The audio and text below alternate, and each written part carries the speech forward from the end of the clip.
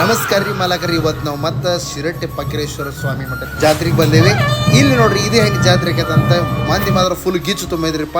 ಅಜ್ಜಾರ ಬಂದ್ರು ಇಲ್ಲಿ ನೋಡ್ರಿ. ಜಾತ್ರೆ ದಿನ ಅಂತೂ ಹೋಗೋಕ್ಕಾಗಿಲ್ಲ. ಅದ್ರ ಮರನೇ ದಿನ ಕಡುಬಿನ ಕಾಳಗ ಅಂತ ಇತ್ತು, ಅದಕ್ಕೋಸ್ಕರ ಬಂದ್ವಿ. ಆದರೂ ಎರಡನೇ ದಿನ ಅಂದರೂ ರಶ್ ಅಂತೂ ಹೆವಿ ಇತ್ತು ರೀ. ನೀವೇ ನೋಡ್ಬೋದಿಲ್ಲ ಹೆಂಗೈತೆ ನೋಡ್ರಿ, ಕ್ರೌಡ್ ಹೆವಿ ಐತಿ. ಅಜ್ಜಾರ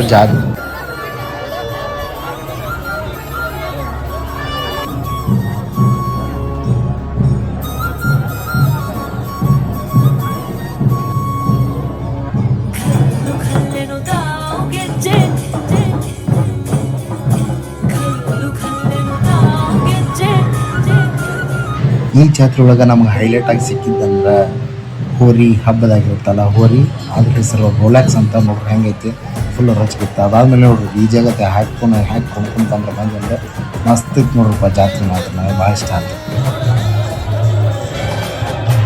ಆಮೇಲೆ ಮುಂದೆ ನಾವು ಎಲ್ಲರೂ ಸೇರಿ ರಥ ನೋಡಕ್ಕೆ ಹೋಗ್ತೀವಿ. ರಥ ಅಂತ ಫಸ್ಟ್ ಕ್ಲಾಸ್ ಅತಿ ದೊಡ್ಡದಿತ್ತು. ಇನ್ನೊಂದು ವಿಶೇಷ ಏನಪ್ಪ ಅಂದರೆ ಈ ರಥಕ್ಕೆ ನಮ್ಮೂರಿನವರ ಚಕ್ರ ಕೊಡ್ಸಾರಂತೆ.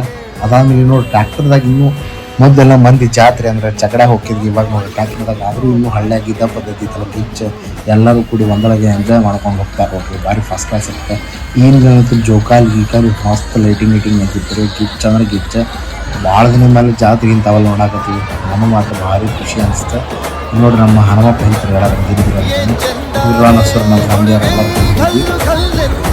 ಈ ಜಾತ್ರೆಗೆ ಫೇಮಸ್ ಅಂದರೆ ಕರದ ಮಂಡ ಕಿಚ್ಚು ಭಾರಿ ಕಿಚ್ಚಿದ್ರು. ರಜ್ಜಿನ ತಿಂದು ಹಿಂದೆ ತಿಂದು ಮನೆ ಕಡೆ ಹೊಂಟು